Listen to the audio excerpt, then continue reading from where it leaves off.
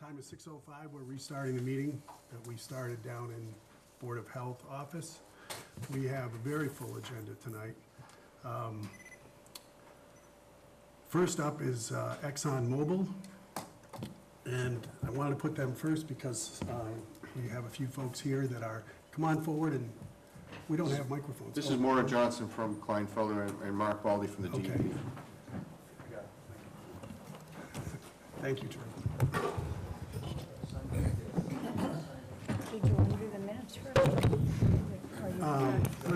We can do that at the end. I want to really get this thing going with Okay. ExxonMobil.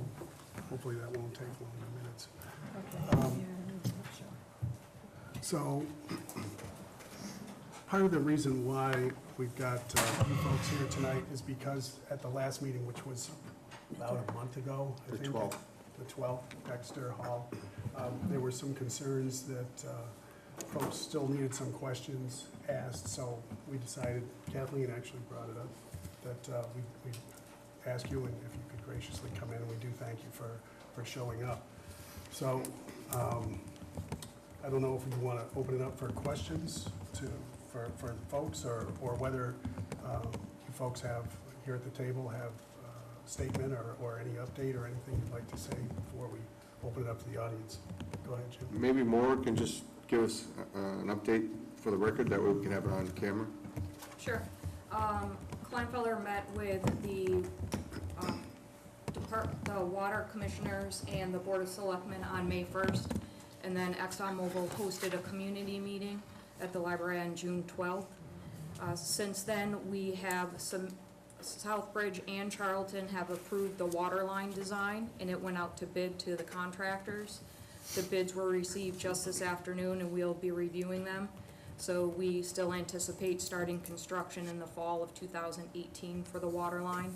And when I say the water line, I'm talking about that area that we're calling the loop, which is by Old Worcester Road and down Morton Station and Mugget Hill. We have also started construction at the Route 169 pump station, so that's over where the former Stearns Meat Market is. They've cleared some trees and put in erosion controls, and they should start excavating next week or the following week. Good, very good. Mark, anything to add? Not particularly. It seems like there were some snags with approvals earlier this year, but they seem to be on track with the schedule that was submitted with their phase 4 remedy implementation plan. And the pumping station, I know there were some concerns, some questions about the length of time that it was taking to get that started, get the firm date for the actual pumping station itself, which I'm assuming will be either in pieces or a full unit being delivered on a truck and then installed. Is that still on track as far as you know? Correct. There was about a 6-month delay for the equipment fabrication, and so we expect that the majority of the installation will be in 2018, and the startup will be in the winter of 2019. But that in itself will not delay the overall project for getting water. You'll be, at that point, waiting for other pipes and curb cuts and so forth. Correct. Okay. The activation of the pump station does not affect the water line loop by the Old Worcester Road and Mugget Hill Road. We can go ahead and install the trench and start it without the pump station. Okay. So the overall timeline that was discussed at the June meeting in Dexter Hall across the street, that is still, there's no other issues that you're aware of? Correct. Okay, all right. Initially, Exxon had put the pump station on 169 further down the schedule for the LaMountain water line project.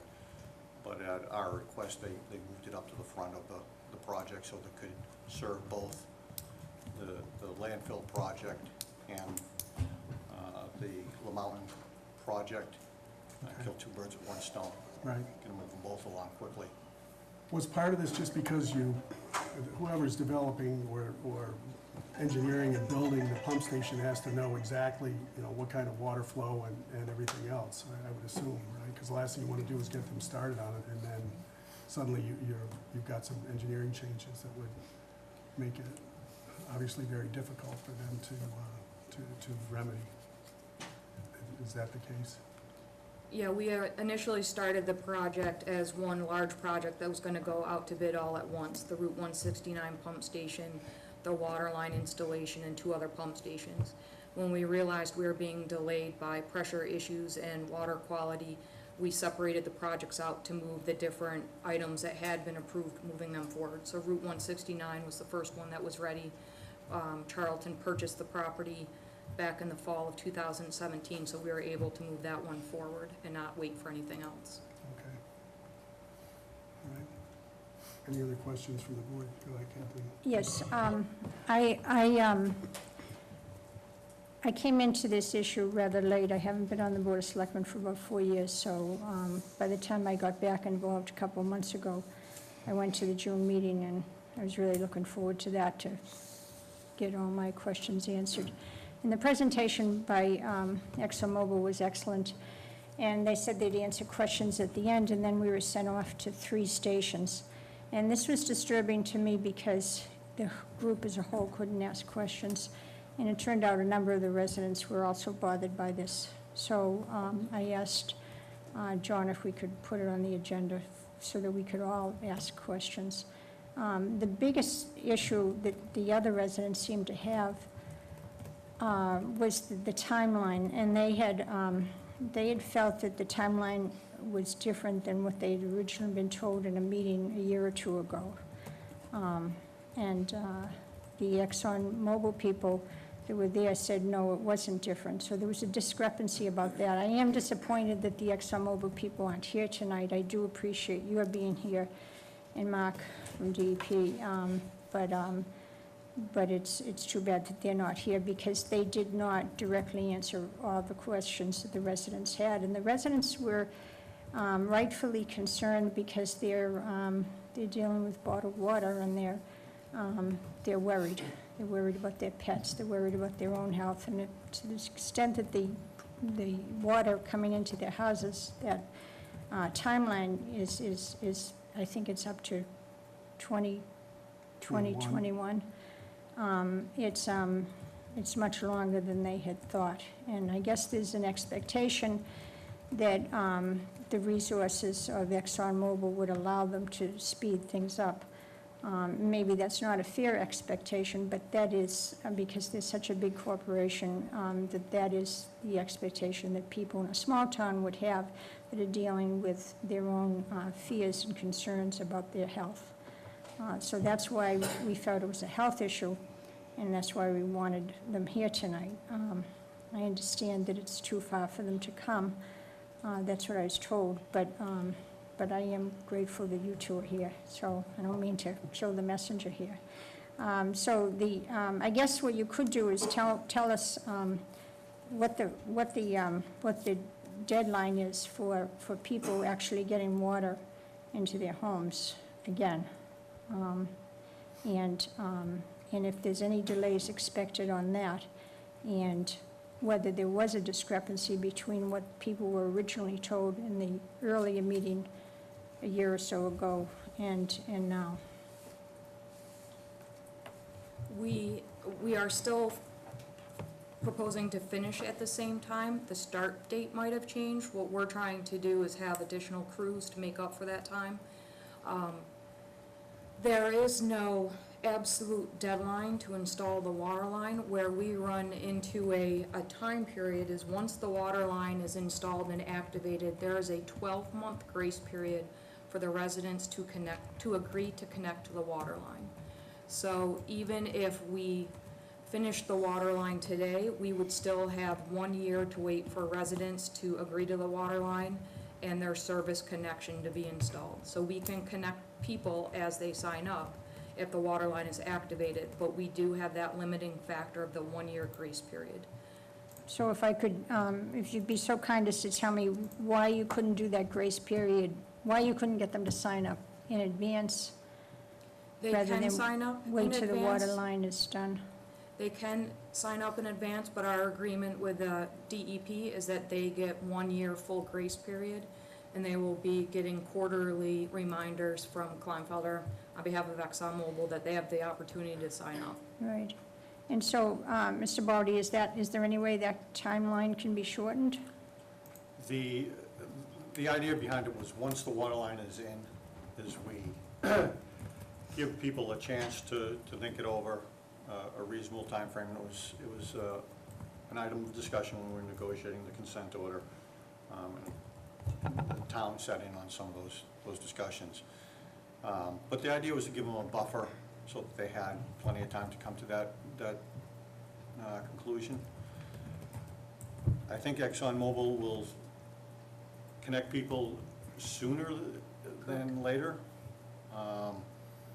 We certainly will do everything on our end to move things along. But the idea was that there would be that 12-month period to allow people to mull it over. I mean, can't they be mulling it over right now? They can be, but And from past experience, we found that there are always people that wait to the last minute, and the idea was to give a period to collect all the people that wanted to connect, and then go forward the next season and get the job done. Okay, and through the chair, if I can just a couple more questions. Mm-hmm. So, does ExxonMobil have to wait for everybody to sign up before they can connect anybody? They can connect them one at a time as they sign up, Correct, and they can get water? yes. Once you have enough, Okay. once enough people are hooked up, you have to have a certain Do you have amount to of wait flow. till, We have to activate the water line first, and then people connect to that water line that has water flowing through it.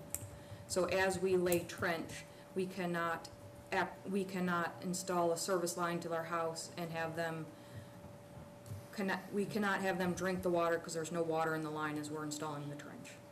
okay, So we need to install the trench, activate the line, which means that it passes a pressure test and a chlorination, and then people connect to that activated line.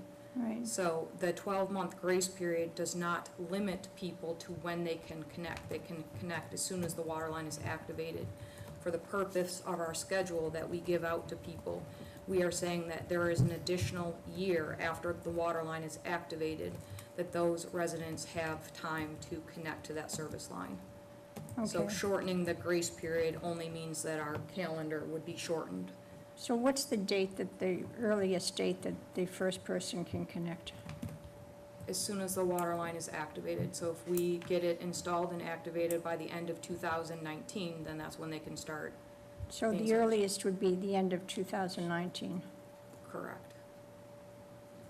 If the water line is activated, If the water line's active, correct.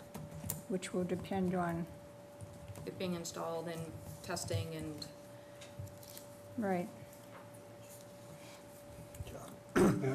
So I guess, for those residents that may be watching this and may be involved in that loop, if they want to get signed up, I'm certainly they can contact the Board of Health, we'll point you in the right direction, but also I assume the Water and Sewer Commission, correct. town office, anyone in the town, and really in the public office, if they want to get connected, let us know, and we'll point you in the right direction. And ExxonMobil does maintain their website. They have an email. Most people have my contact information through their sampling results. So absolutely, they don't have to wait for me to extend the official invitation to connect. So during the community meeting, we did have a station that had the agreements there if people wanted to take them to review and kind of mull it over. okay, thanks. I'm good for the You're- moment. you're good. Maybe, Is the plan still to activate the line for Overlook first, as the largest user? Yes, And they're at the tail end of the loop, correct? yes. Okay. Well, yes. Mrs. Whiting? Yes, I was just wondering if Maura or Mark could speak to when they believe that, what month the pump station will be completed and completely operational to be able to bring the water up to the H-foot project? We are hoping by March of 2019 that it will be fully activated, and then Southbridge will take control of it. Now, that would also include individual hookups to the houses as well for next spring? That you're aware of? I'm not part of that Okay, all project, right, but all right, Southbridge is installing line okay. right now. All right, So when that pump station is ready, it's my understanding. So then and I'm the not onus is on project you. manager on that, but it's my understanding that they should be ready to connect at that point. that's good, very good. Mr. Lemansky, I think your hand was up. Yes, thank you. Just a couple notes of clarification. More just kick in here any time. The pump station that's being constructed on 169 has no effect on what's happening here in the center. So for Ulster Road, Morton Station Road, Oxford Road, including Masonic Home, the pump station doesn't need to be activated, or doesn't need to be functioning. There's enough pressure in order to get the water up here. The only two questions that are out here in this area that did hold up Kleinfelder in the late fall of 2016 and early 2017 is the water pressure, is whether or not there's enough water pressure for Masonic Home to connect without a pump station, because the pressure was vibrating or oscillating, it was going from 28 to 38 pounds. So because of that, the determination has been made that there is going to be a pump station at Masonic Home, correct, Maureen? correct. Okay, and there always needed to be a pump station at the driveway of Bay Path, because there was no way the water was gonna make it up that hill just because of the elevation. So with that said, and clarified, the question is, what I would think is now that we're gonna see some activity in the fall here, and more, is that first activity gonna be Masonic Home, or is it gonna be Ulster Road? It hasn't been determined yet because Okay. of contractors, but if everything is set, it would probably be Overlook, however, that needs a pump station. So, Okay, but it's a small pump station. It's not a huge pump station, it's probably one of the package stations correct. that's gonna come on a skid. Okay, because, and what's important about Masonic Home connected is that will mean close to 40,000 gallons a day, which will help with the water turnover, which in the past had been a problem, and then lately it's been getting better and better. And once that gets connected, then we're gonna have very fresh water up here at the center, at the intersection of Masonic Home Road and Dresser Hill Road. Mr. Lemansky, do you have any sort of an estimate as to how long it would take once everything gets in for something coming out of Southbridge and making the final loop up to Masonic Home? Are we talking 1 day, 2 days for the water? What's gonna or have less? to happen here with, as far as the construction goes? No, I'm talking about the water quality. You were just mentioning the water Well, the quality. water quality, the more turnover, the greater the Oh, I water know, yeah. quality. So Masonic Home using that type of volume, It'd be 1 day max that the water would be in I the think lines? the age might go up to 3 or 4. Okay. Maura, do you recall the study that was I done? don't remember offhand, but for the water to go all the way from Southbridge, all the way around is, I believe, closer to 7 to 10 days. That's what it was, yes, but don't forget, we split it down in Charlton City to where now, because what would happen, it comes up Charlton City, it goes left to, it used to go left to where the treehouse is, and also where another high user, which is the turnpike. But now, when we made the changes some 3-4 years ago, the water comes up 169, goes up Stafford Street. So what happens is, we're cleaning out the loop. It goes up Stafford Street to the tank, to North Side Road, out to Route 20, then down the hill. But before it goes down the hill, it takes a left to come to Charlton Center. So don't forget, as it goes up Stafford Street, another high user there, about 20,000 gallons a day, which is 6W. And then when it gets out to Route 20, we now have it's been there for years and years, which is 5E, that again uses 15 to 20,000 gallons a day, and now you've got Treehouse that's using sometimes 8 to 10,000 gallons a day. Okay. So all of that makes the water fresher. Mhm. And when we get this, the use of Masonic Home of the 40,000 gallons a day, that's really gonna give some sparkle to the water, I guess. Right, you could put okay, it. yeah. So, once that happens, and then when they, in 2019, when they start on Old Worcester Road, I guess the question more is, are there gonna be monuments to where you can say, all right, for instance, at the corner of Old Worcester Road and Morton Station Road, can we put in the valve, shut the water off, chlorinate it, and then do the pressure test? Or are we gonna have to wait until you get down Morton Station, then up Oxford Road, up to Bay Path, and then out to Dresser Hill to complete the loop? Because I think that's, to me, that would be the big question as far as construction schedule to determine when the people are gonna be able to connect. I believe there will probably be milestones. I don't know exactly where they will be or when. Okay. The line will be hopefully tested in parts, so you don't go 6 miles and then try to find what the issue is. But I would have to get back to you on what locations and when. Okay, great. So, and again, just off the top of my head, not that I'm an engineer, but the corner of Morton Station and Old Worcester Road, and also the corner of Morton Station and Oxford, would seem like areas to where we've got a lot of users that need the water as soon as possible. So, thank you. Anybody else from the board? Anybody else from the audience?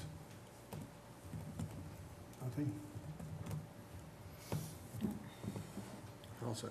Okay, I think we're all set then. Thank you very much for coming in. Thank you. I appreciate it. We all do.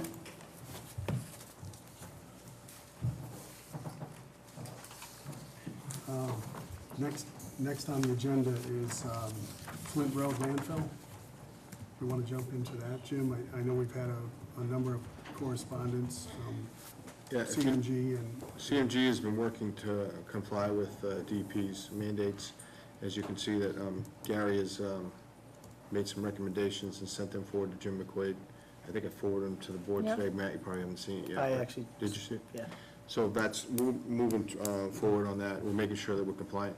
We did have a gentleman that came in and did a walk through the landfill based on the mowing estimate. He's in that big envelope there that I know you're gonna address later, but that was Yeah, something that'll be that certainly, you know, we tried to facilitate as many bids, but we only have 2, I believe, there for that. But he did, his estimate, he can see in there that he marked out the bare spot that's in there. He thinks it's from mowing itself, from the machine. Scalping. Yep. So he did it quite detailed. He specializes in sloped landfill mowing.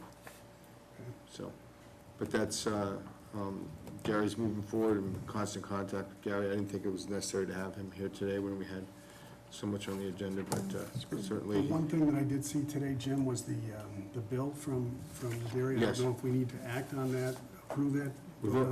It's already been Submitted? submitted Okay, and paid. all right, so that was just a. He's been, that's one of his bills that he's, until we secured the funds that we now have within the Board So of that Health. was part of it? That was part of Okay, it, good. and he also was going to make recommendations to the board on the Burlingame Road, some testing that the board wanted to do, but he's working on that, and he'll get it to you.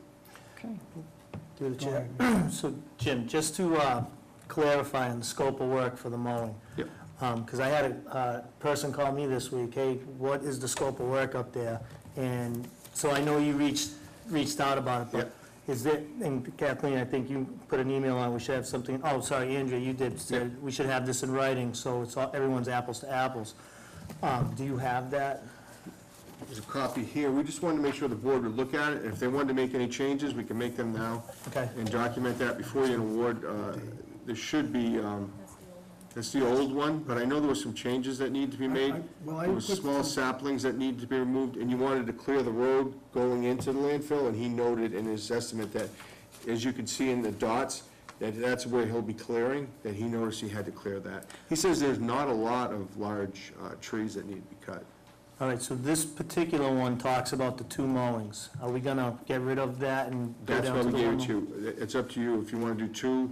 I think we decided 1. Yeah, And is it a 1-year contract, or is it a 2-year contract, and that's for the board to decide, so we don't have any, so we can clearly, make it known that this is for 1 year only, so don't, and it's for 1 mow. Right, But that's up to the board, and that's why we brought this forward, so we could clean this document up and get it done so and that. get it done, so we can, we don't want to delay. There's a time frame on here when we're requesting the actual month for the And month. it's up to the board when, I think Gary recommended, what was it, Matt? October 15th, Yep, by October 15th, By so. October 15th, 2018. right. So in this, I just crossed out the spring mowing, Okay. because we had talked about, through the recommendation, it was a fall mowing. Mm-hmm, So we'll leave that active, and it will say October 15th, 2018. okay. That's a change that I see right off the Right. bat. That woody vegetation is starting to get woody, that's what Yep. we gotta knock down. Yep. Do you know specifically where that is? It's marked on the side that, see where the green is?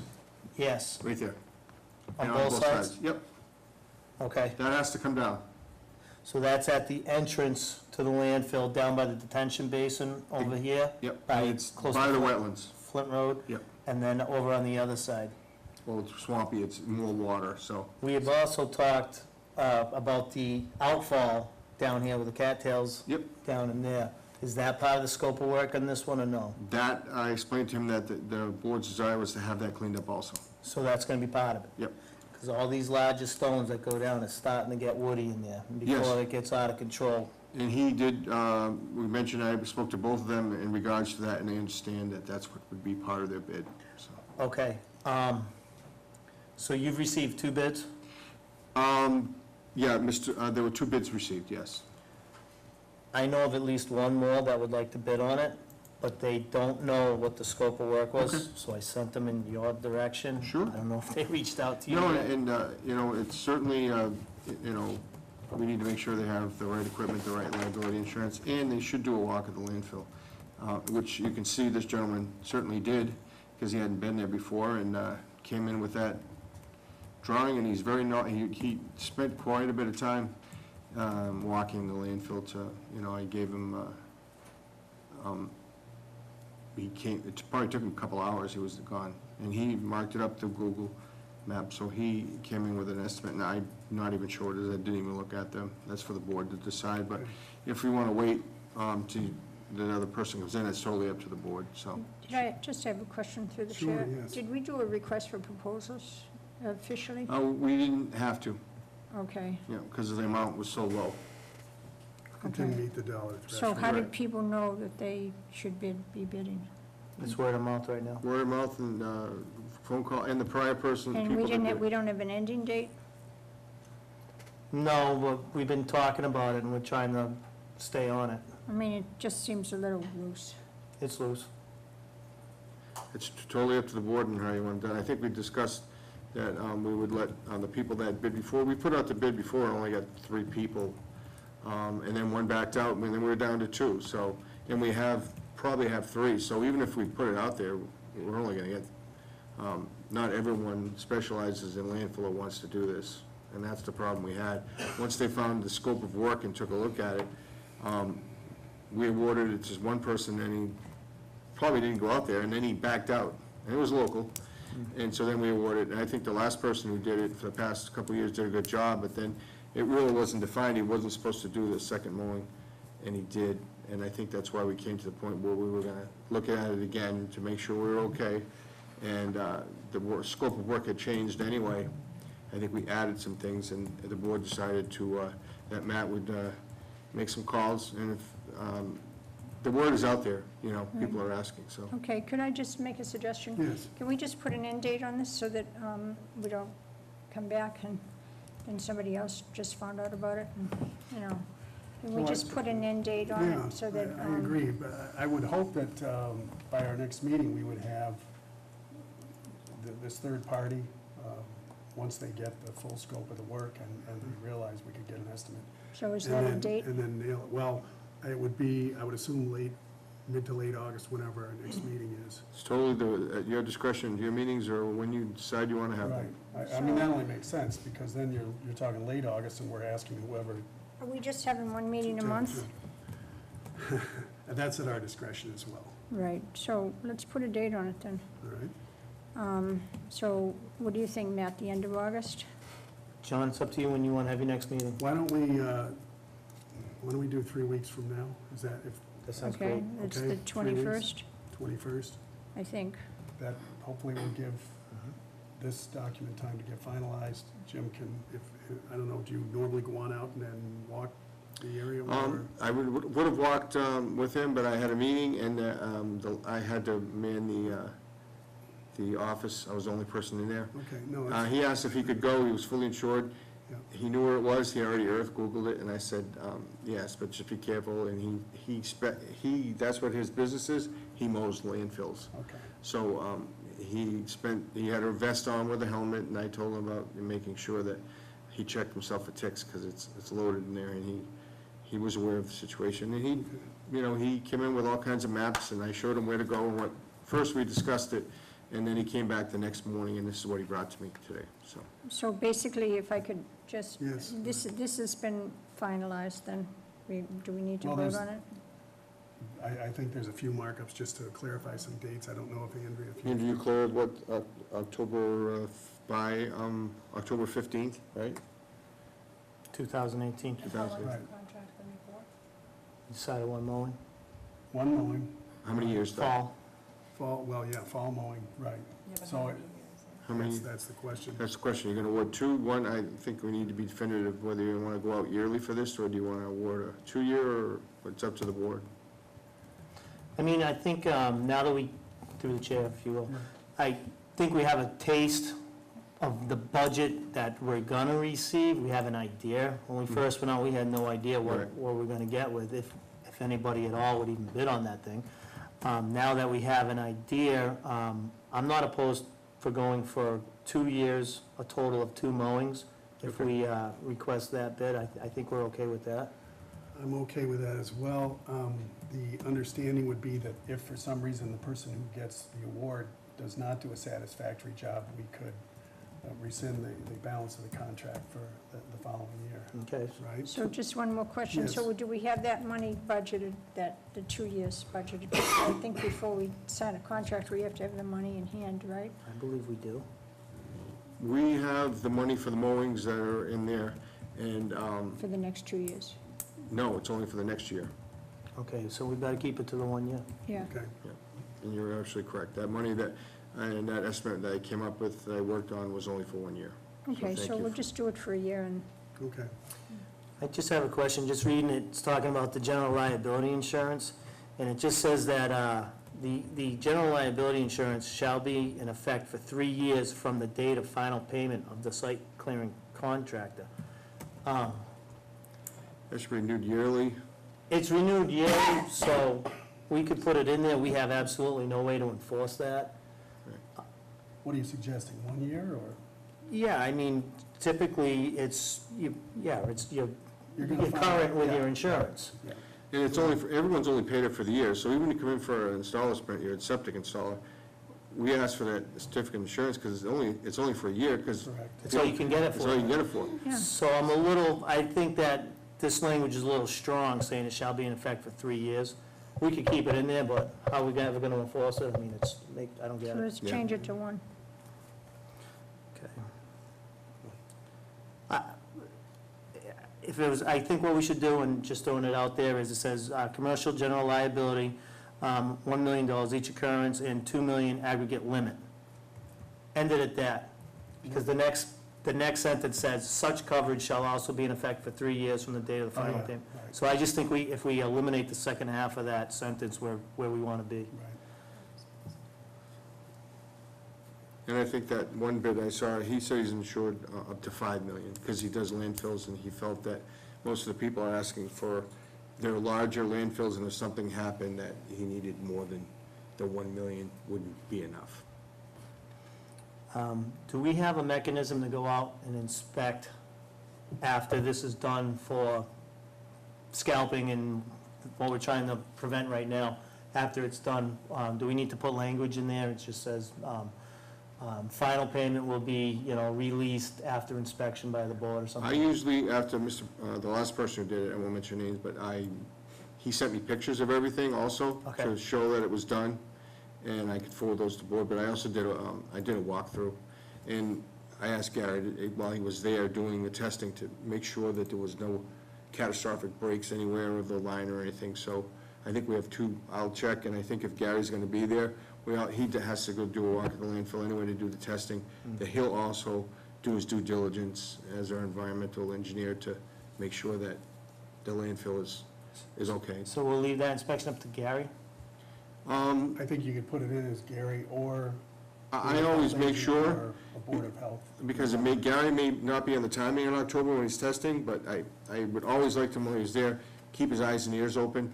Make sure no one was there. Like one time, someone set up a deer, and they were having target practice. Certainly, those things have to be, and it was taken away and broken down. So, and we still have that issue of we haven't posted the landfill. And I think that Gary put locks on, but that issue is still there of, that we recommend that we still post that property. Where's the inspection part? I'm not seeing it. It's not in there. He wants it added, that, Oh, it's not in there. So CMG, meaning Gary, Yep. is the one that this board is following his recommendations for the landfill. yep, He just went out and did a pretty good site assessment with pictures and set us a base rate. We know what we have for scalping right now, and we know what his recommendation is. So I think that we ought to send Gary out to do the inspection. absolutely. Because he's the one that responds to DEP and makes sure that we're in compliance with them. And that's what we hired him for, to basically oversight of the landfill, to make sure we are in compliance with DEP, and mowing is part of that, and maintaining it, so I think you're right. I think So we should- I think, and I guess I'm going to make a motion, but I'd like to make a motion that we hire, how do I say it, the current engineer, meaning this year it's CMG, but that could be subject to change in the future, but the current engineer that fills out the reports to do an inspection after the mowing. I think that's the right thing to do, and it gives our board paperwork and a paper trail saying this is what we've done and this is how it was. I agree. So what would you say, within a week, a month after the mowing? Or I think we should say sooner than later, because I think that pending that inspection is going to release the payment to the contractor. Correct. So a week? Yeah, a week. And if we can get a heads up when it's being mowed, so our board's aware of it, we can let the engineer know, hey, he's mowing it this week. Right. Try and get out there so we can get him paid in a timely fashion. I think that's the way to go with that. I agree. Yep, Andrea, do you have all that? Because Kathleen's also writing, but, yeah. okay, Yours is more accurate, I'm sure. okay.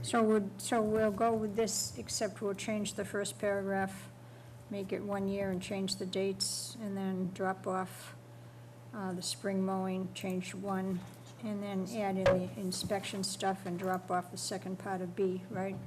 Yeah, that's what Right. I did, and I didn't add anything in. You- Should I initial this, or is it just you? That was just my notes, Okay. but So there's Matt's. Okay. that's what I did, Kathleen.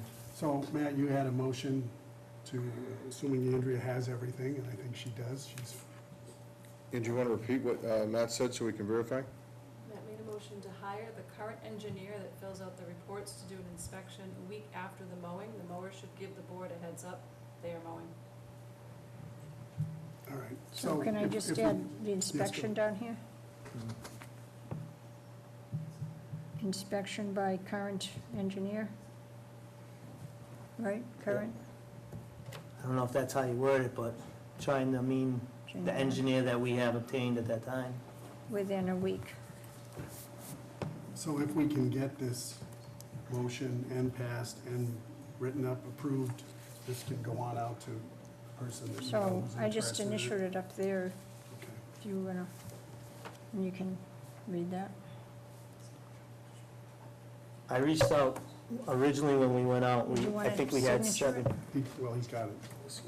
His is over here Oh, okay. on the side. We originally reached out, and I think we had 7 original people bid on this 3 or 4 years ago, and I reached out to them. Kathleen, just, you was asking who got the call. Right, And that's who it was, the people that originally looked at that. okay. Okay, So good. you want to restate your motion, or? Yeah, so the motion was that we have a third party do the inspection, being the current engineer at the time. To our amended letter Right. that Andrea has. Oh, and can you just also add in the date of August 21st, that all bids should be received by then? Well, And that, yeah, Can that be we'll make a done? That's the motion. question. It's kind of I'll two make separate another motion. things, I I'll make think. another motion then. Yeah, Okay, So, did you want to do his motion yeah, first? yeah, he's made a motion, if you want a second. Second, yeah. All in favor? aye. Aye. Unanimous. Next, Kathleen, you said? So, I make a motion that all offers to do the mowing should be in by, no later than August 21st And that's going of 2018, just for this year. just for this year. I second that? All in favor? Aye. Aye. As long as they can get it done by then, it's Yep. 3 weeks. Okay. Good, then that'll be put to bed. Any other discussion on the landfill mowing? No? All right. Jim, while we're on landfills, anything else? I know you've sent a number of things. Do you want to just wait until we can talk with Gary? There was nothing that was, No, Gary's just doing what's mandated, right. and Okay. he sent that stuff forward, and as soon as I received it, I sent it forward to the board. So But some of the stuff was prior work that he's done that he billed for, that we just processed today. Okay. All right, we'll move on to the next. John, sorry, Yes, go ahead. just thinking it through here, I'm looking at this bid, but, so these two people that have already placed a bid, are these bids gonna be within the scope of the work that we now have? Have we changed the scope of work compared to what they bid on? No, I spoke with both of them. Okay. I just didn't know the length of the contract. I told them it was one mowing. It's still gonna be 1 year, and that, they only bid for the 1 year, Okay. I believe, on both of them. And as you can see, we told them about keeping that area clean and the process in, and I spoke to the gentleman who did it last year, and I spoke in length with that one with the large envelope, who's very familiar. He specializes in sloped mowings. Okay, so you're gonna hold on to these then? They haven't been opened? Okay. We opened this envelope, but I didn't, It was just a picture. it was just a picture, yeah. Yeah, so. All right, I can send them a new scope too, I can send both of them. once- that would be great, thank you. Send it as an addendum or something. Yeah. And if they have any questions, they can call in. Next agenda item is H-Foot Road, Berry Corner Road, Eleanor Lane. We do have some folks here.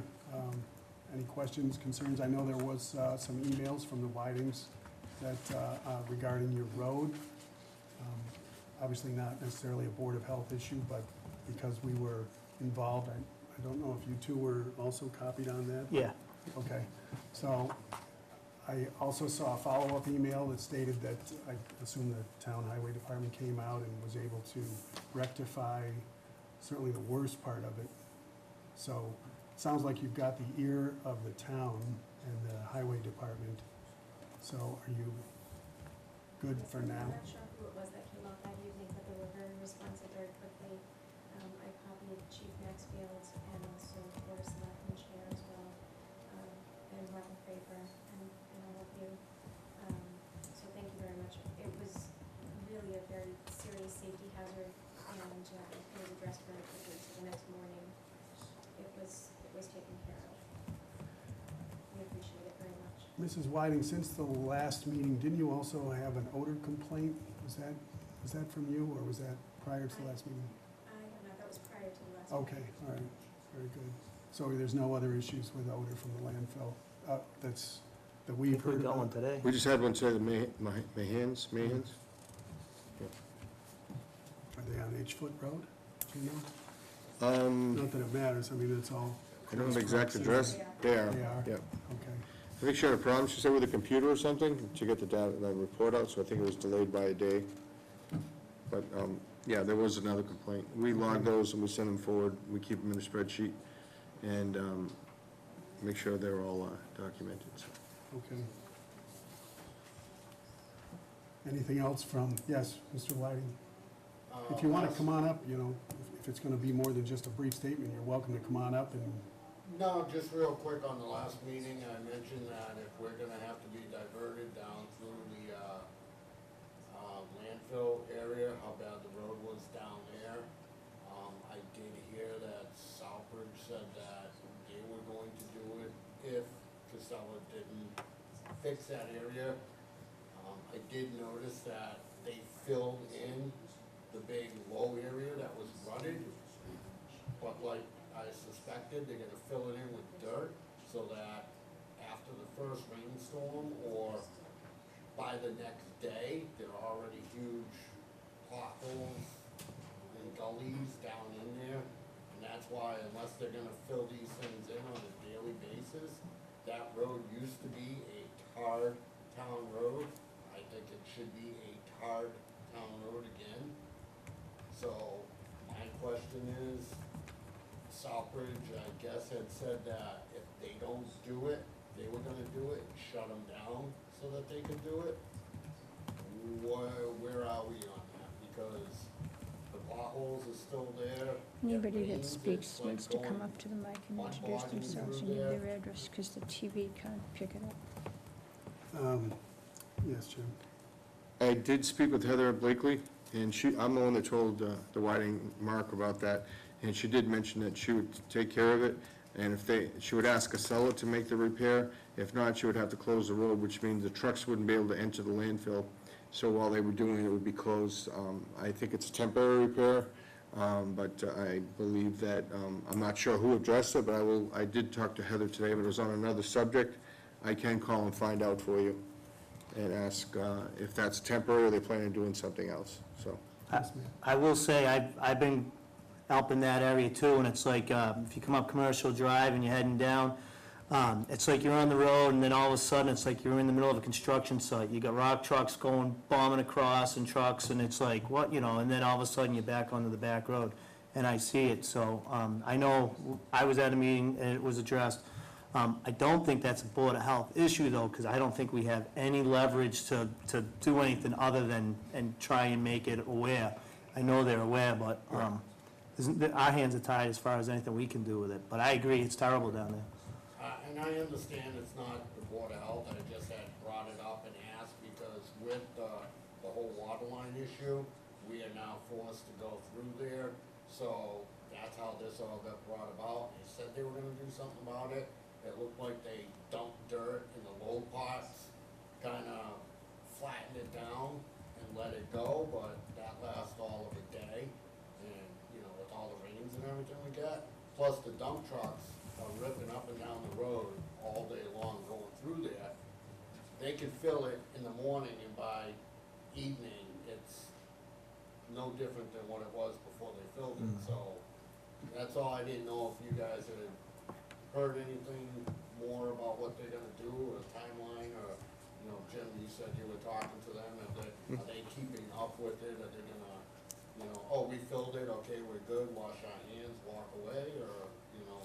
I'm not sure, like Matt said, I just tried to facilitate, because it was because of the water issue that you had diverted, so I did that, and I have a good relationship with Heather, and we've been at meetings, and she got on it right away. Whether it's up to par at this point, I have no idea. I can take another ride by, but like Matt said, it's really, maybe I did contact Heather, who's actually responsible for it, but I can call her again and ask her if there's anything else they're going to do with the board's permission, and just facilitate, because I know you have to go all the way around, and it is bad. I went through there and I had to go to the car wash after. This was before they put the patch on, so. Right, and the car wash for us does us no good when we gotta drive back over it to get home. Exactly. So, You're right. you know, and, I mean, luckily, I've got a truck, but anybody with a car, and a lot of people on the road have bikes, I mean, I can't even see how they can get through there.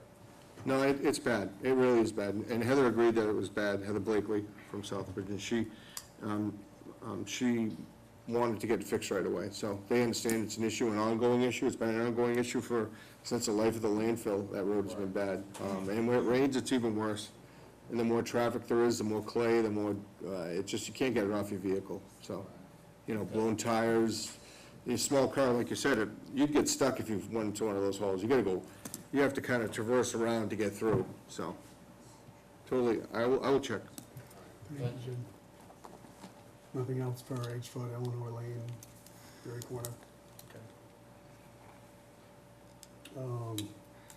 We'll head on to new business. We have a gentleman here to speak about Valley Green Go Waste, Ed Kochling. Hopefully I didn't butcher your name, Mr. Kochling. Hi, good evening.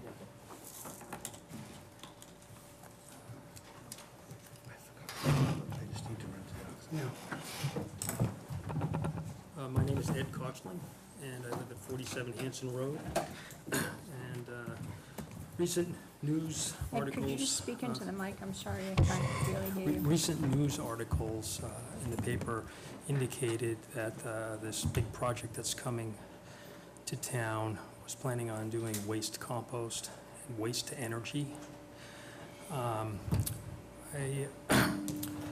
I have a lot of experience with that type of operations, and I wanted to do my civic duty and bring the dangers of compost to your attention, so that when that actually comes forward to you, that you will have a better understanding of the issues that are involved. Is that mic on? It sounds like it's getting a little bit of feedback, but give it a try. I just Is that a little better? I can barely hear him. Is that better? Yeah. That's better, okay. So, basically, I felt it was important for me to come and share my story, my personal story with compost with you. From 2007 to 2013, I was the engineer for the City of Worcester's compost facilities. And in a 5-year period, I was hospitalized 3 times for blood clots. And after the 3rd blood clot episode, I discovered that I was actually being gassed and poisoned by the bioaerosols that come out of the compost. So it took a number of years for me to recover from that, and I've suffered permanent lung damage because of that. I think that the general population thinks that compost is good, it's green. It is to a certain degree, but when it's processed in industrial scale quantities, it's a problem. It should not be, this facility should not be located anywhere near residential homes. Mr. Kochling, I have a question. I assume that, now this was for the City of Worcester, you said? That's correct.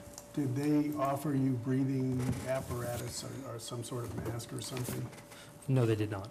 Okay, so that's one concern.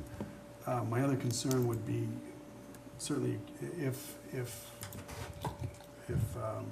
other residents downwind from this were also affected, obviously you can't expect them to have gas masks or some sort of breathing filters on for them. Do you have any information about additional either workers there or nearby abutters or anything like that? So, see, I believe that's what the problem is. The problem is that for 5 years, I was unaware of all the problems because they're not really publicized. So one of the things that I did was I put together some paperwork for you guys, basically going over all the medical issues that I had over this period of time, as well as a bunch of studies. For example, an exposure study that explains, the levels of bioaerosols, bacterial endotoxins, bacteria, fungus, and those type of things that you're exposed to depending on how close you are to the facility. You have to understand that all of these studies, they do have a flaw. They're based on, testing that's done randomly. So there are times when, these levels could be higher. They could also move further away. I think you see other communities get into compost battles with composting operators over the odors, and everybody seems to think that it's just a nuisance odor. That's what the problem is. That's what the neighbors are complaining about. What I'm here to tell you is that it's what's in the odor that's so dangerous. One of the things that happened to me was originally they felt, well, you didn't get sick here. because you can't typically, people who are exposed to aspergillosis fungus, your body naturally absorbs that every day. It's in every room, everywhere you are, and therefore, it doesn't make you sick. The problem is that when you're doing an industrial scale composting, those levels are significantly higher. Sort of like methane gas. When you go down into a manhole, that's why there's, confined space laws. So you can go down in 1,000 manholes and not have a problem, but you go down into the one manhole that has that high concentration, it kills you. And it's the same thing with compost. Depending on what you are composting is another matter. It's like a cake recipe. If you have different things come out of it, and some of them are very, very deadly. I think that waste composting, green waste composting, is even poses other significant dangers, because you have to understand that you're now mixing in food waste with green waste. And in this case, I'm assuming marijuana plants in this facility. There's no sort of track record with that. So nobody really knows, as far as I'm concerned, from what I can see, what's going to come out of that. So that's a problem. The other issue for the town is that in order for them to, supplement the green waste, they actually have to bring waste to town. And I know that one of the issues is obviously truck traffic, odors with trucks, all that type of stuff. So that would be an issue. So Excuse me, could you repeat that? In order to supplement their waste, they have to bring? Well, when you talk about green waste, again, they haven't submitted a plan yet, but typically what that means is that they're bringing in waste from other areas, like food from supermarkets that's gone bad, that type of green waste. That's how they generate the money, with a tip fee. To mix it together? To mix it together, correct. Okay. With the marijuana? I'm not so sure you can just compost marijuana. I mean, there doesn't seem to be that much documentation on that. So why would they bring in this other waste from supermarkets? Well, one, you can bulk it up, the material up like that, make more of it. But the other thing is that you generate a tip fee for bringing in that material because it's waste. So right now, in Massachusetts, for example, the landfills are all closing. There's not that many landfills. And I believe this, the state has a mandate in order to divert the green waste into composting. And so I think that would be, you have to be, prepared for that aspect of it. It hasn't been mentioned that I'm aware of bringing any sort of food in for any... I don't believe that we would allow any of that to come in, and that happens in Charlton as it is. The Piggery brings in from Walmart tractor-trailer loads of that, but they'll be composting nothing on that site as far as, nothing can be open to the outside air because the THC levels goes through a filter, but I don't have any plans or anything, so I really couldn't say for sure as far as what's going on, but I don't believe that the town would enter into a major site of composting there. I don't believe that is going to be allowed. Marijuana mixed with food or other... Like I said, I don't believe that is part of that facility. I'm not sure. We have a meeting coming up as the Marijuana Advisory Committee, and we're going to discuss, but I don't have any information pertaining to that, or that's never come up in a conversation, and I don't believe that the town of Charlton is going to be allowing them to mix compost with marijuana waste and use it as composting. I don't believe that would be allowed. So can I just ask, Ed, what makes you concerned that this is a possibility? Well, it seems that the industry is moving in that direction. I believe that's what's going on in Northborough right now. The composting facilities are taking waste, green waste, and adding it to their existing compost. Okay. Because again, that's where the financial benefit from that operation comes from. But, we do have a trustee God here who's going to ask those questions at the meeting, and they'll have to be upfront with them if they're going to do it. I urge anyone, if they have questions, to call, leave a message, and we'll get these. But right now, I have no plans, nothing. They've agreed to come and meet. I've met with them for about an hour and a half, but I have nothing. I met with the fire chief the fire protection engineer today and the building commissioner speaking on this issue, but there's a lot of questions, and I think that's why you have a advisory committee, so those questions can be brought up to be brought forward, and that's why we have that committee. So if there's any questions you need to ask, send them forward, call the Board of Health office, and when we have our next meeting, which is coming up, we'll certainly facilitate every question that you want answered. Well, that would be great. Like I said, I saw the article in the paper that said they were planning on doing waste to energy. That's another thing. I mean, where are they going to, what kind of waste are they bringing in to,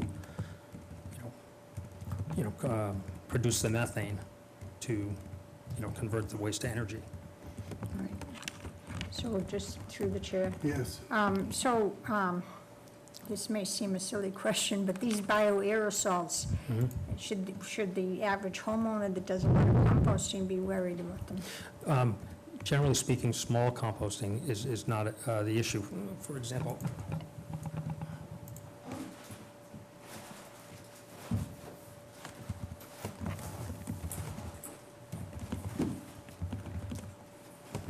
a couple of posters to show you what.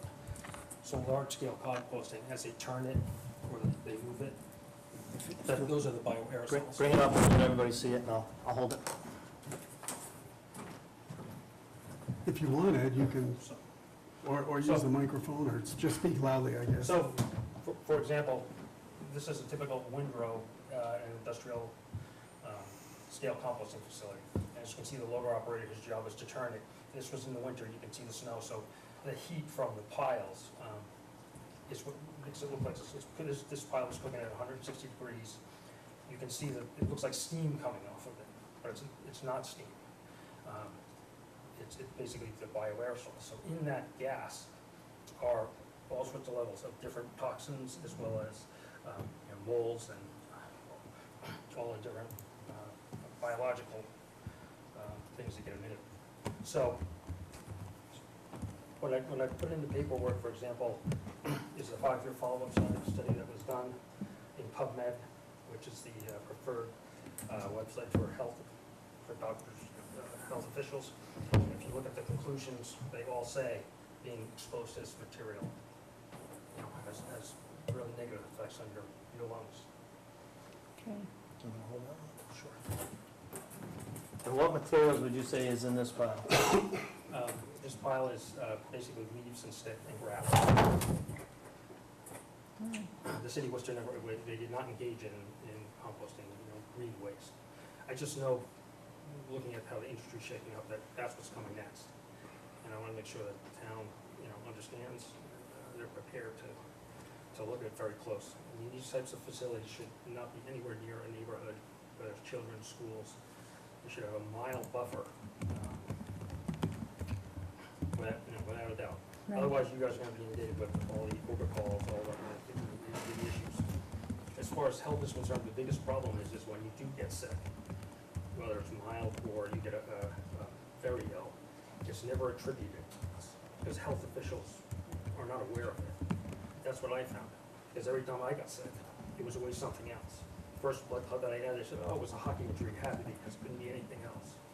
Second time, it was like, oh, we're not really sure what happened, because you didn't have your typical blood clot in your leg, it just was in your lungs, but your lungs were blocked. It was kind of strange. The third time, I almost didn't make it out of the hospital with the blood clots. I couldn't breathe, coughing with blood for months. And by luck, I Googled compost and blood clots, and it came up, aspergillosis. And it turns out that's the type of one of the bioaerosols that comes out of this pile. Fortunately for me, I had the resources to go to the Mayo Clinic in Jacksonville, Florida, where they told me, if you work here, don't come back here, because you're just wasting your time. That's what they told me. So I was very, very fortunate. My lungs, after the third episode, I was only breathing at 62%. I recovered to 75%, but I'm kind of stuck there. I haven't improved any further from that. I don't wish that on anybody. And that's the reason for really coming down, is to give you guys that awareness that, this company that's coming in, they all like to talk a good game. They want to put, compost, how big does that get, what are they adding to it? I mean, how many pot plants are they gonna have that they're able to, you know, do an industrial scale composting? Yeah, I think, my recollection is that this was all gonna be enclosed with HEPA filters and everything else. First I've heard that the possibility would be to bring in other ways to mix in with this. And so, the one thing that's very important to know is that no matter how good your filter system is, the molds that actually affect your lungs, the particles from the mold, I should say, are so small and so tiny that they actually go through your lungs, and they actually affect the outer lining of your lungs, where you have the gas oxygen exchange. So that's what my problem is. I'm a hockey guy, but if I sprint down the ice now, I cannot catch my breath for 3 or 4 minutes. If I carry something up a flight of stairs, I'm totally gassed, cannot recover. That's what it does to you. And here's the thing, a lot of people that work at these facilities are smokers, for example. Ooh. So it gets passed on to, well, he's a smoker, that's why he's not doing well. And that's not true.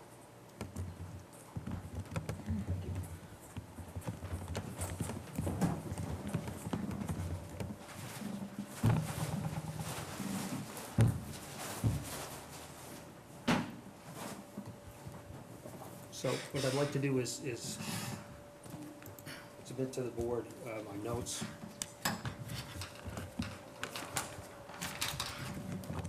For you guys to put on the record, and you guys can review. You can see all the things that I went through, the different doctors that I had to go to, the numerous CAT scans that I had to go through. You know, I was told that by several doctors that I had to stay on Coumadin for the rest of my life. I went to see a specialist at Dana-Farber, told me that blood was fine, and that it was exposure related. So I've been off all medications for the last 3.5 years. I'm doing a little better, which is good, but that shouldn't be happening to anybody. So according to this, the medical diagnosis, if I can just kind of paraphrase a little bit here, doctor at the Mayo Clinic, doctor at Reliant Medical, and doctor at Brigham and Women's call this hypersensitive Hypersensitivity pneumonitis to aspergillosis is the from technical compost, term from yes. compost, and that was confirmed, okay. So one of the components of the bioaerosols is bacterial endotoxin. And one of the things that baffled the doctors was, well, look, you know, we know you have aspergillosis because my blood was tested and the mold was 4 times the normal limit. So they put me on a special medication to get the mold out of my blood. But there was still a sort of a lack of understanding of what caused the blood clots. So I ended up doing the homework and doing the research and discovered that the doctor at Dana-Farber, Dr. Handon, actually wrote the book on hematology. He was, you know, it's the guide to hematology. It's this thick. He's one of the 4 co-authors. And lo and behold, in that book, there's a chapter on bacterial endotoxins. And it turns out bacterial endotoxins trigger your person's blood cascade and cause blood clots. So when I pointed out to him that through the PubMed documents and reviews and studies, they all clearly say that the levels of bacterial endotoxins in industrial scale compost are way off the charts. He knew what the problem was. And that's something that they don't really test for, so you really wouldn't know that. I think that my goal is now, after 3.5 years of not being on any medications, I clearly don't have a blood disorder, is to get that word out. And I think, you know, you might see a few other people coming out of the woodwork that work at these types of facilities that got a blood clot, but didn't realize what the cause was. Well, this is good information. It's been an education, certainly. I had no idea. Yeah, neither did I, until, you know, when it was almost like another sort of monster ending, where you think, what is going on? Can't breathe. 2 weeks ago, I was skating a puck by 30-year-olds, I'm 50, and that's it. You can't breathe. I mean, the first radiologist took an x-ray, came out and said, you have the worst case of COPD we've ever seen. and your lungs are completely white out. And that's surprising because I don't smoke. So it's a tough thing, but I think, I just want to make sure that you guys are aware of it, so, because when I read compost coming to the neighborhood, I live a mile away from this plot of land that they're planning on developing. Prevailing wind goes to the school. Compost odor, it carries a lot further than you think. One of my duties at the DPW was to monitor the odors. I actually received the Green Award from the city of Worcester for my neighborhood participation by getting out there, cutting down on the odors. You know, I did my job, I showed up, I checked the piles when we turned them, I just didn't realize that I was getting the exposure. It was so grateful, it was causing these problems. Anything else? Thanks so much, Ed. Thanks, we'll keep this in mind as things progress. Thank you, If you have Mr. any Costa. questions on it, go ahead and reach out to me, and I will send you those documents electronically. Thank you very much, we appreciate it. Anybody else from the audience on Valley Green Go Waste? With that, we'll turn to Burlingame Road water testing. This was discussed at a couple of recent Board of Health meetings where members had broached the subject, and we actually voted last month or 2 months ago to pursue voluntary water testing on Burlingame Road. Private wells, a sampling of, let's see if I got this right, 6 or 8 maybe, homes voluntarily. This would be at the cost of, not the homeowner, I don't want to say the Board of Health, it would be Town of Charlton in some capacity that would be paying for the well testing. We did vote that we would proceed with this because it is downstream, so to speak, from our landfills. And because of what's happened with some other folks in town, not just with landfills, but ExxonMobil, we want to be proactive and know about something before it happens to see if it is an issue. Now, there was testing of a number of Burlingame Road homes done about 10 years ago, is that correct? 8 or 10 years ago? All of that, longer, I think. Longer? All right, and that was half a dozen or so? I'm just trying to remember Yeah. roughly, just so folks in the audience have an idea here. So with that, I guess we'll continue on with the discussion. We did want to contact some folks there and make them aware, and I don't know if we decided how we would contact any of these people on Burlingame Road. There's probably, 30 houses or so that were within the area where we thought could possibly be affected by contamination from the 2 landfills on Flint Road. Yes, go ahead. So, on the Burlingame Road, several years ago, we reached out and did some testing. At that time, everything came back negative. And it's been a number of years, like you said, I think it's 10, 12 years. It hasn't been tested since I've been on the board, and I've been on quite a few years. I know it's never been tested. One of the things that we were a little concerned with is the 1,4-dioxane. It's down one of the lower wells on the 90 Flint Road. And there are some houses that could be in a general area, and we just wanted to, A, from a public health and safety point of view, know if it's there, or B, know if it's not there, because this board, the 3 of us felt it was the right thing to do. You know, if I lived there, I'd want to know, and those people have the right. So we talked about a voluntary program. Jim, do you remember what houses? I thought we talked maybe about 3 houses this year. 3. So. Gary was going to make some recommendations. Make a recommendation, but there was, I think, John, there was a total of about 9 or 10 houses that were within that zone. And what we talked about was maybe doing a triannual, you know, like the program was up on H-Foot Road. So you test one house one year, the neighbor gets it the second year, the other neighbor gets it the third year, and kind of do a method. We talked about that, but at least to get an initial round of testing out for 3 houses. Totally voluntary. So Gary was gonna reach out to us, and then I think, I don't think he actually, you know, put the tab on the dot of which ones, but I mean, it's gonna be 3 houses down there. Yeah, I did talk to him, he's going to get that out, and I'll forward it to the board as far as his recommendations. He said he'd get on Earth, Google, and and find the most suitable places where you think that it should be tested, and whether that someone wanted to it.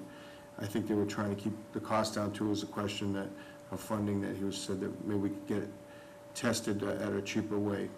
The recommendation was the collection of the sample, but I'm not sure he's going to come back with a recommendation to the board. So, if I may. Yes. So, I mean, we've discussed it, I know you've even mentioned it with Robin, you've had a discussion with her as well.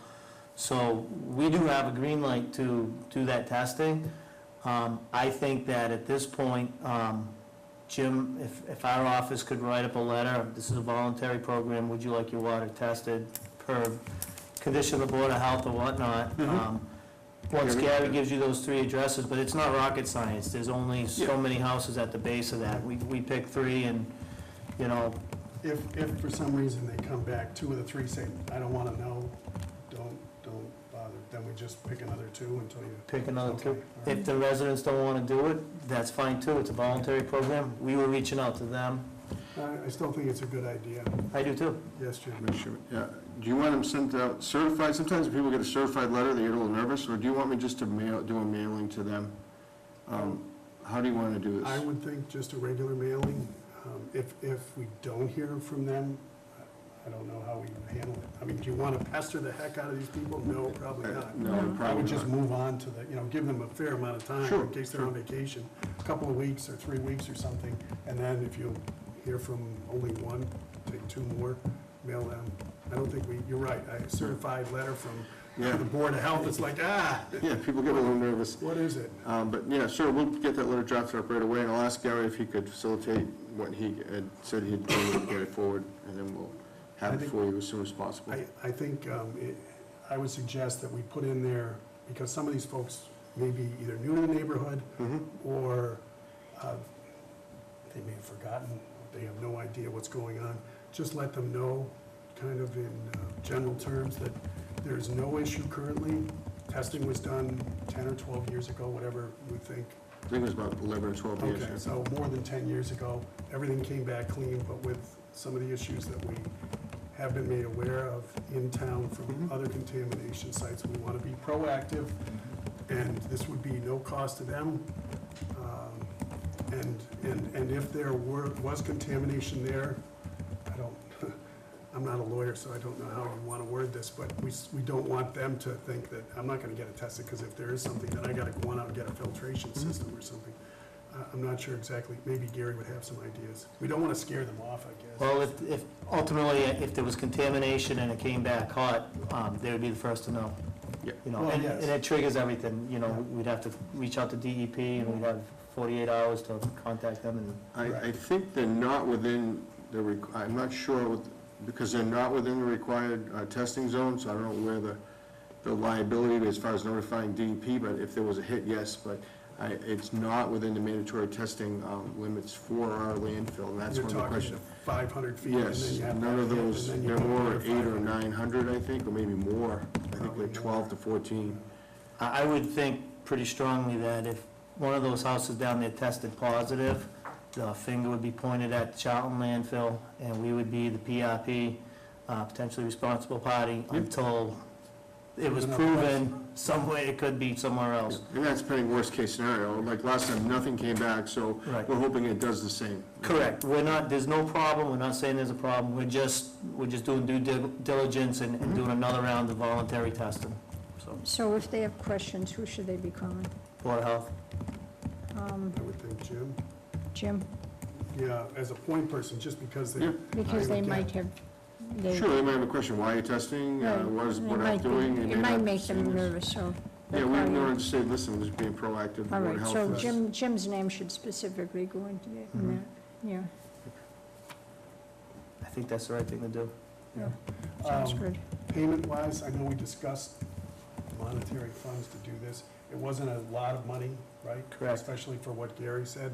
There was a specific criteria of known contaminants that we could be testing for that would not be too expensive. That's right. And refresh my memory, it was 1,4-dioxane Oh, yeah. part of the testing. Trichloroethylene, Is that- 1,4-, anything, That would be common to our landfill and the standard ones, E. coli coliform. I don't even know if you want to do that part of it, but I think if we're going to test it well, we should at least let them know if they have E. coli coliform and the VOCs that we think that are most common to our landfill, and I think that's the purpose of doing this, to make sure Yeah. nothing has left the landfill. And I think that's the same testing parameters that we've done on Flint Road for the 3 properties Correct. that have come back negative also in the last 3 rounds.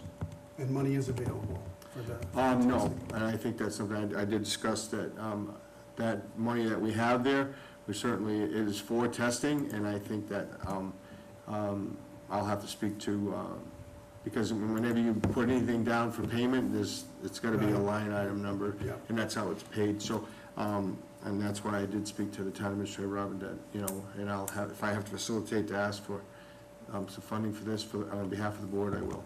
Okay. Good with that.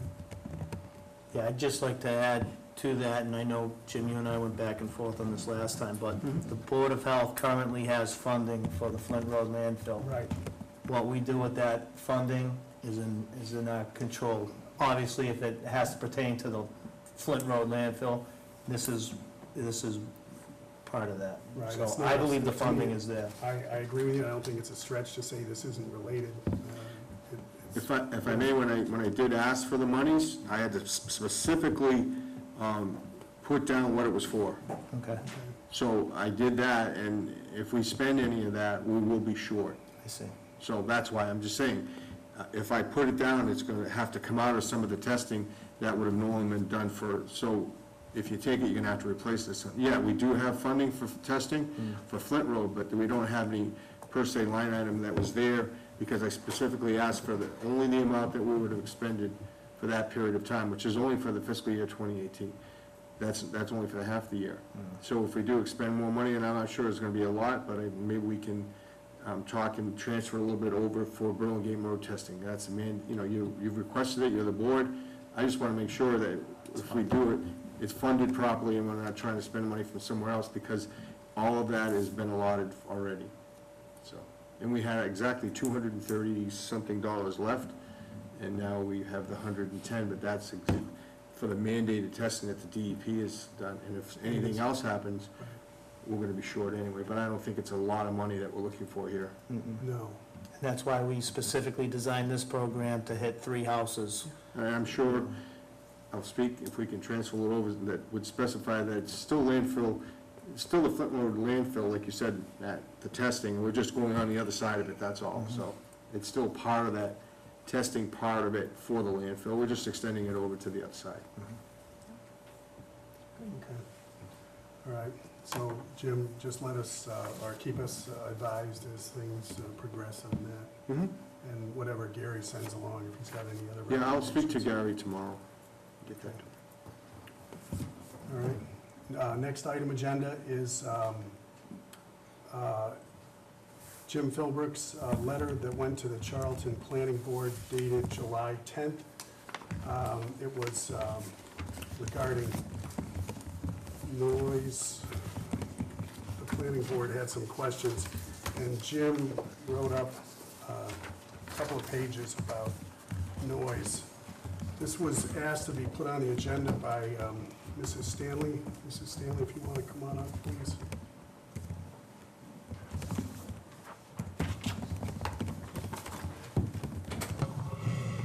Excuse me, if I could just ask Yes. for clarification. Yep. I don't know if you've seen this. Have you seen this? From the planning board? No, this was from Jim. I saw the letter from Jim. Okay, so this is it. I did forward the letter to the board. Yes, Okay, but the planning board had requested information? they had requested from the Board of Health regarding the noise complaints, just in general. The planning board did. The planning board, correct. Because I guess Okay. this was brought up at a planning board meeting, and I What think, was the date on that? 7/10? yes, July 10th. Okay. So, Mrs. Stanley, if you want to go ahead and identify yourself and your address, and we'll take it from there. Amy Stanley, I'm at Sydney Circle in Charlton. I just was seeking some clarification from that letter that was, that we received at the hearing. there's, on the letter, it said something about 60 decibels. Will that be what the baseline is? If for some reason I had a concern about noise from an event, would the health person come out with the meter? Do they start at 60, and if it's above 60, then there's violations? How does that work? I just wanted to clarify. Well, I think what I took, and Can I look at it? good evening, Just seeing. and what I did was I was asked by Jane Garney to really, and this is actually from the DEP regulations that, because we haven't adopted any regulations, so we go by the DEP regulations, which is, as you can see in the report, and I think I emailed you back to say that we would, we're governed under Chapter 111, and I'm not sure what kind of deals or whatever the planning board would make, but the planning board should be cognizant of the fact that we're governed by Chapter 111 to enforce certain things, and if they go stricter, then it would be under this board's decision if they decided to go above that, and it would not be the planning board's decision. And that's what I wrote back in an email to you that I sent, that I said that, good morning, Ms. Stanley, I think this was on a Saturday afternoon. The Board of Health is governed by Chapter 111 and DEP regulations regarding noise levels as outlined in a letter issued to the planning board. I will not be enforcing peer review verbiage. I have no idea on what basis the law was created. It was not based upon DEP guidelines. I have no legal jurisdiction to enforce such an agreement unless otherwise directed by the Charlton Board of Health. So I gave you exactly what the DEP regs were. And I think you're talking about residential readings at 60. Yeah. And that's what's in the Harris Miller, the Graves Engineering Report, which is identical. So if it's 10 above, then it would be a violation. Okay, so my concern is when they did come out and do those sound studies, there was a couple of them done, the average ambient at Sydney Circle was 38 decibels. So my concern is, if you're going to start at 60, I mean, it's Well, I would take an ambient level of what the surrounding noise level is. The problem is if you're on the other side, the trailer trucks and the traffic set the meter and peg it, so that's why we moved the last time. And as we discussed in one of the meetings in the prior, that I would also have Bree from the town of Sturbridge accompany me to make sure that we're both consistent, because it does affect both sides, that, and not necessarily be there by myself, and I know they recommended that they want me there every time they call, and I try and facilitate that, but to say I'm always going to be available, no, I have a backup plan for sure, but I currently, the meter is available if I need it, but I don't know when the next activity would be at 508 that would cause that, but rest assured, any complaint will be acted upon. okay. So I was just concerned, like I said, Sure. the level that is now, I mean, it's so quiet over there. 38 is, you can hear a bird chirping. But the events like they had, that one event that I had concerns with, I mean, it's so loud over there. So, I mean, is 60 considered so loud, or, do you follow what I'm saying? I So, truly do. my concern. Through the chair, I don't see anything on this agenda discussing 508, and it seems like we're having a discussion on 508. I don't know if, I see Russ is in the audience, but I don't know, Russ, I don't know if being blindsided right now or not, but it seems like we're talking about 508, and I don't think it's appropriate to be talking about 508 if that's what we're talking about. If I might, through the chair. Sure. And I'll direct this question directly at you. I believe you set the agenda, is that not correct? That is correct. And I know you've been present at many Board of Health meetings, both on that side of the table and this side of the table. I have asked politely many times if 508 is going to be the subject of discussion of the evening, please inform me. I'm here by chance this evening because of some other items on the agenda, but naturally, how would I know this is on the agenda? I mean, I know you know how to contact me, so I would appreciate in the future when you're going to place my business on the agenda for discussion, and you know it's going to be discussed, please give me the common courtesy, as I've asked for in the past, to be present, so we can talk about that, if you have questions or whatever. Okay.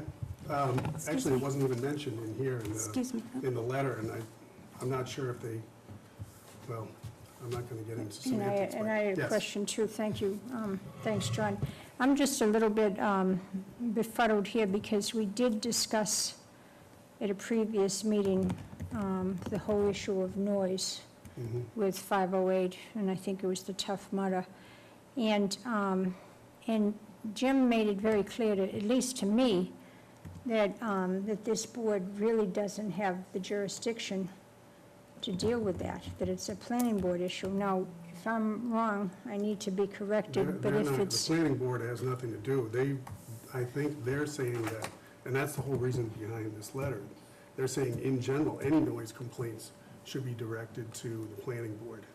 I'm sorry, the Board of Health. okay, because I was very involved in trying to implement a noise restriction in Charlton about 5 years ago when I was still on the Board of Selectmen. And we brought it to town meeting, and town meeting voted it down. So, I'm not clear that there's absolutely anything that we have jurisdiction over with this regard to this. Through the chair? Yes. I'd just like to add to it that in the past, we've had noise complaints, and I will just refer to the library. We had ongoing, day after day, the chiller was too noisy, there was residents that had real concerns. This keeps coming up to this desk, in this case right here, it's 508, it's if there's a problem, or, so far, Jim, you've been on site every event, how many noise complaints has 508 had? Excuse me, may I interrupt? Yes. 508 is not on your agenda tonight. If you continue discussing 508, I will file an open meeting law complaint against this board for deviating from your agenda. Thank you. Well, okay. Mr. Chair, I make a motion, we table this discussion indefinitely. Second, Fine. second. Mrs. Stanley, thanks for coming tonight. So, in the future, if anything comes up, we'll have to be certain that, we list 508, if it's germane to them. Yeah, but it was just in response to the letter Correct. that was Right, I given to understand, us. and there were some things here that, regarding noise levels and ambient levels and so forth. And I had brought it to your attention in the past at previous board meetings about my health concerns and Right. noise. And so when I received when I went to the hearing, received this is my concern. And that's why I Right. emailed John and I asked to be, to speak tonight. Okay, so we'll, No problem. if the situation arises, then we'll definitely put it on. And in the meantime, any noise complaint throughout town in your residence or anywhere else should go to Jim. Thank you for the time. Thank you. Mr. Chairman, Yes, we have a motion on the table and it's been seconded. to table. And to table this conversation Correct. indefinitely. Kathleen, Yes. all in favor? Aye. Motion passes. All right. Jim Philbrook, department head reports. There's a family that on 19 Bailey's Road, Kurt has said he would give them a temporary occupancy. They are installing, they have a deed restriction. The only thing they're waiting, it takes 6 weeks. Peter Starkus will be inspecting tomorrow. I will stop by and look at it. They're asking for leniency from this board for that 6-week time that they could move in, pending that Kurt would approve. And Kurt said he would approve if the board approved. Because usually we have to make them wait 6 weeks because the filtration system's in. They do another test, and they would finally be able to move in. The test would come back. They're asking that they would not use the water, even though the filtration system is in, and Kurt would approve a temporary occupancy.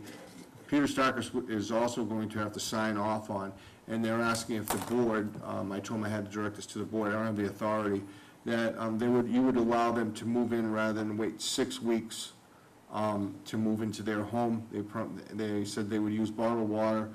The filtration system will be in, signed off on Peter Starkus, but, if we were gonna make them wait the 6 weeks for the last test to come in, it's causing them a financial hardship because they're staying in a hotel at this point, which is very expensive. What's the filtration system for? Gross Alpha, yeah. Okay. Just looked at it. And we do have a deed restriction from their attorney. Is this a new property? Yes. A new house that was just built? So Jim, when you're heading south on 31, I know there's E. Bayless and Bayless. Is it to the right or to the left when you're at at the bottom of the hill, you know? Left. It's a left, yeah. That road is confusing, but It is they're very nice people, but I told them, you know, everything is in order. As you can see, the only thing is Peter would sign off on this, and then we're just waiting for the satisfactory road results. The deed restriction is required, and we do have it. It's that final test that's gonna take 6 weeks that would leave them out of the home, and they're asking for that leniency. And excuse me, what if the test comes back positive? Well, the filtration system would be in that, meaning the filtration Oh, system it'd would be not be working. functioning properly. We've never had something come back, I shouldn't say never, because it may happen, that the filtration system will be installed and inspected by Peter Starkis as being correct to the plumbing code, and then they just have to wait for the last result. So they're asking if the board would provide leniency. Mr. Chairman? Yes. So Jim, let me understand what's going on. New construction, Yep, they tested for the water, came back hot for gross alpha. yes. They have installed the filtration system, Tomorrow, it'll be installed. so they will be installing a filtration system to attack the gross alpha. Yes, Then they need a retest. Yep. Which is gonna take 6 weeks. 6 weeks. Do you know if you're dealing directly with the homeowner or a builder? It's the homeowner, It's the homeowner, so the homeowner is well aware yeah.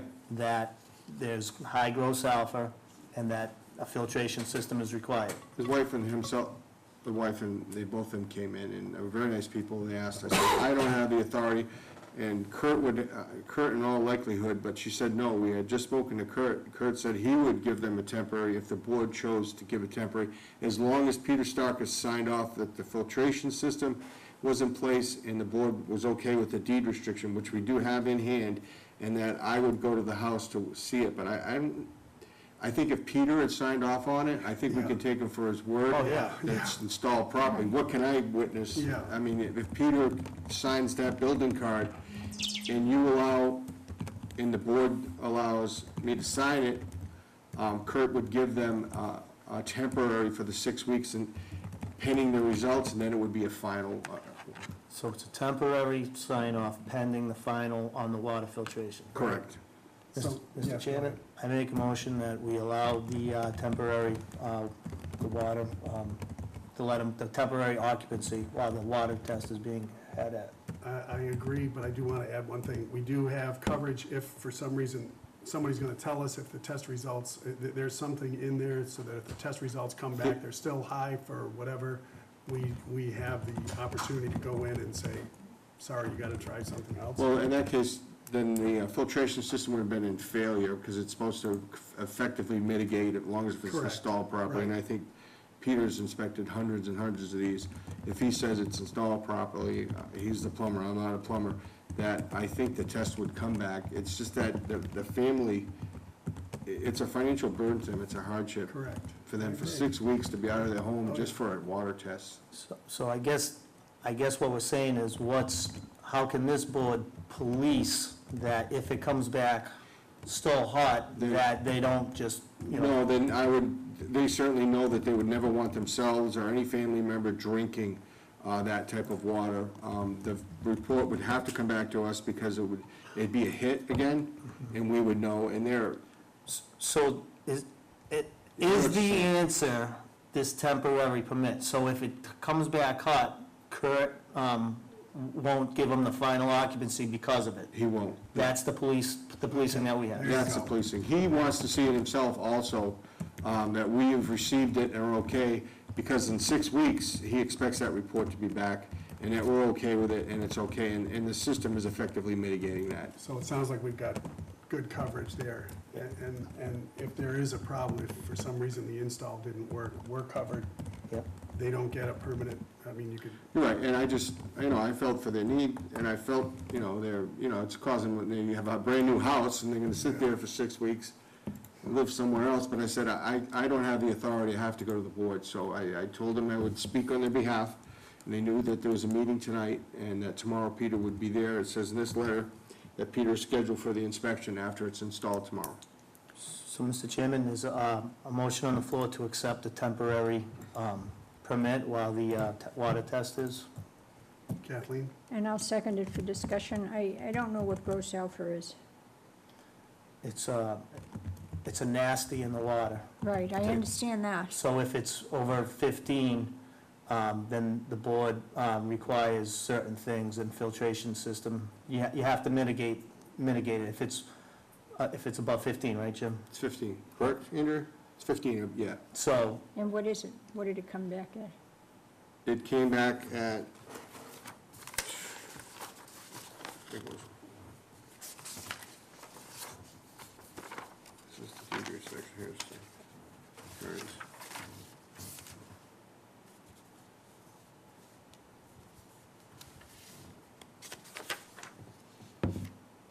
Ah, 900. so it's out the charts. Yeah, No, it's not 900. It's a sample number. If it's 900, we're in That's trouble. off the charts. Right. I can't find it. Yes, you can find it. You can probably find it quicker than me. Oh, there it is, right there, 11 point, It's 11? yeah. And if it's supposed to be So- over 15? Was it over All right. 5, and then if it's over 15, you must test for uranium That's what it 226 is. and 228? So it's over 228, 5. 226. so 226, 228. But if it's That's over, what's taken so long, because Okay. they're going to test for So that. it's 11, it's not supposed to be over 5. Is that right? It's one of those, way. I'm not an expert on it. it's in there, it's one It's of in there. Do you those. know what gross alpha is? It can't be over 5. Yeah, and it was And if 11. it's over If it's over 15, 15, then you test for 228, 226. And that's what we discussed many, many times about having that testing, paying all that money, and just install the filtration system, because the test is quite So, expensive. and in this particular case, I believe we waived that test, I don't have my phone to give you an exact. and I then know, I can look it Kathleen, up. and in this particular case, I believe we waived the test, so they didn't have to test for the 226 and 228. They put the money right towards the filtration system. Okay, So now we're waiting for that test to come back below the 5 okay, after the filters. okay. And Yes. I'll figure out what gross alpha is. It's a nasty. I just It's a want, nasty. I know it's a nasty, but I mean, is it like We radon or? won't say, no, we won't say it on camera, but You won't it's, say it you on don't want to camera? drink it. I No, don't, it's because I would just, be it's just wrong. it's a chemical or it's a thing in your water that it's not healthy to drink. It's not trichloride ethylene or anything. Well, uranium-228, 226, it's, probably occurring naturally from the earth, but it's like arsenic. There's a lot of arsenic Yeah, around. so- radon is Yeah. naturally occurring too. Yep. See, my explanation was the 226, the 228, and the uranium is a byproduct of the gross alpha. Oh, So it measures radioactivity in the drinking water. if you don't have gross alpha, then you can't have the 226 to 228 uranium. It's radiation. It's radiation. We have, if the gross alpha Like getting is a over whole bunch of 5, we X-rays. must test for uranium. Like hundreds of them.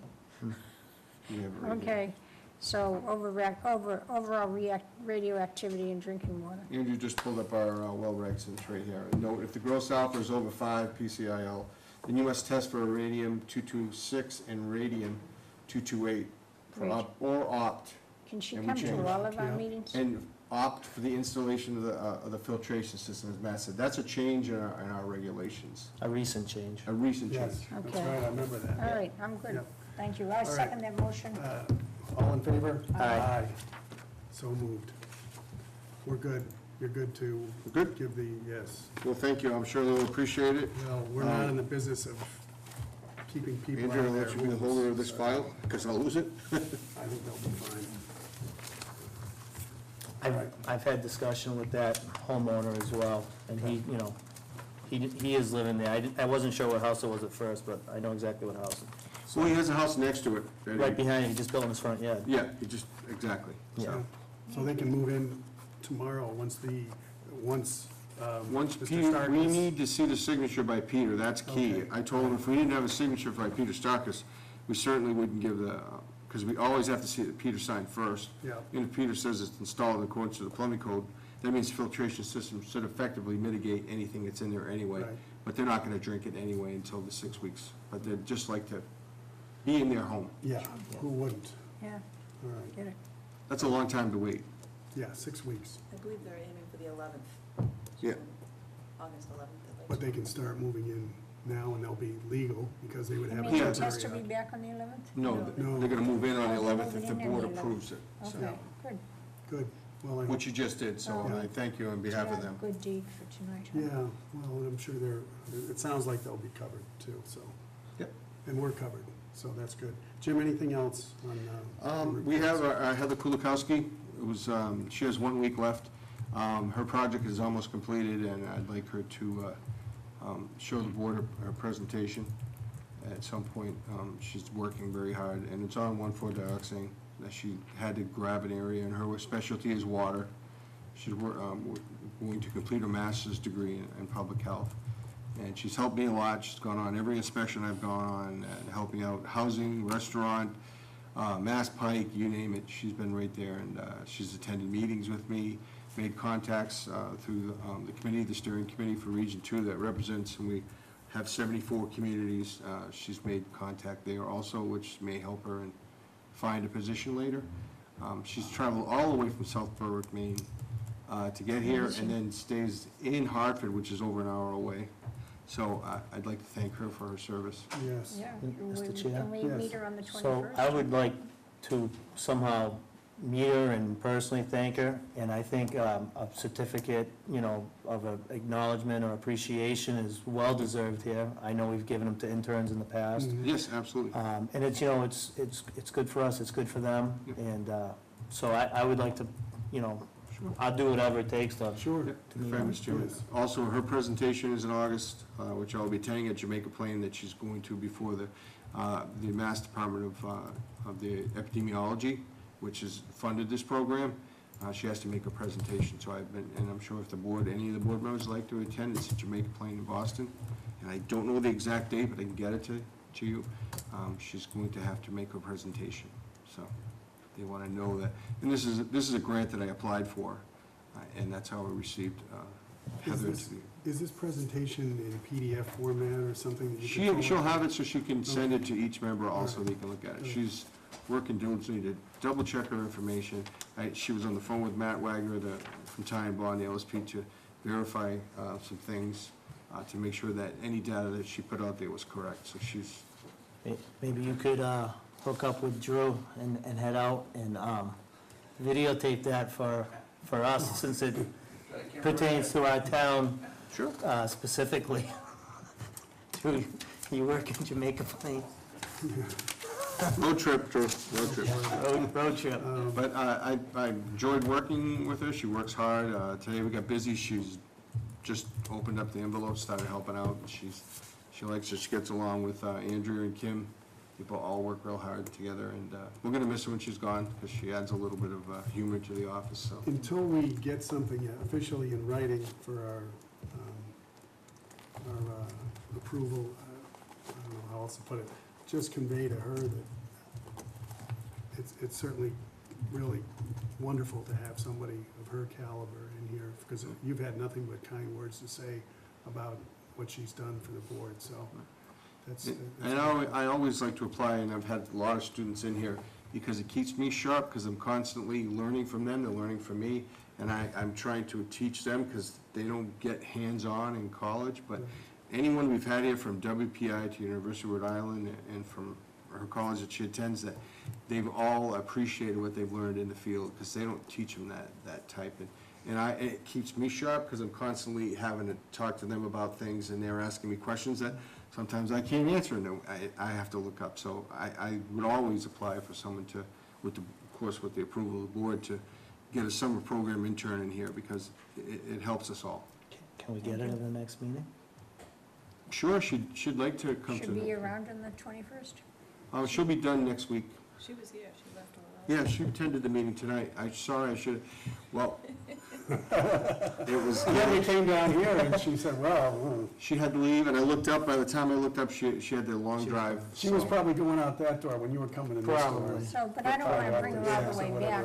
She just No, left at half I've also explained to her, and what people don't understand, that boards of health and working in municipal government, that we work at the will of the board members, so people have to understand how the system works, right from the chair and the board, and how it works down through myself, and how we're an autonomous board. And she understands a little bit of that, but her specialty is water, but she's never, she got to do a housing inspection, a food truck inspection, a restaurant inspection, lots of different inspections, camp inspections, pool inspections, and she dove right in there, and she did a good job. She's very professional. I always, teach them to be professional, polite to the public.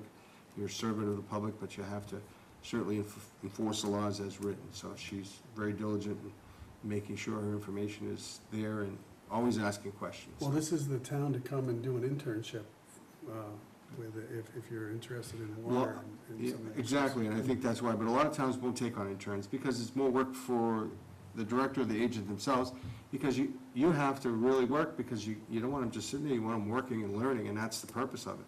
Yeah. So, you know, it makes you get out there and hit the road, and let's go, we're gonna do things today.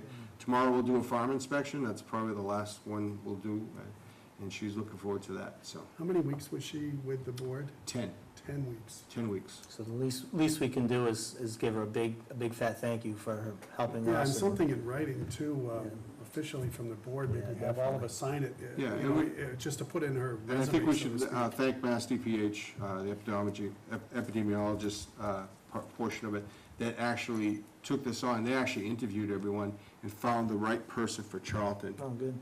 So, Yeah. and they did, so. So certainly kudos to them, and if we need to put something in writing, just so they don't think that, you know, No, and I You'll told her appreciate that, you know, if she ever needed a recommendation from this board or anyone else, I'm sure they Right. would be willing to. You know, it's tough out there when you're trying to get experience, even though you have a master's degree, that you have to show that you've had experience in the Yeah. field, and I think this 10 Yeah, weeks she is has. really, Yeah. is a 10-week experience for her. and it's run the gamut too of Yep, from whole water slew of contamination to yeah. landfills, I've had to walk the farm landfill, inspections. to farm inspections, and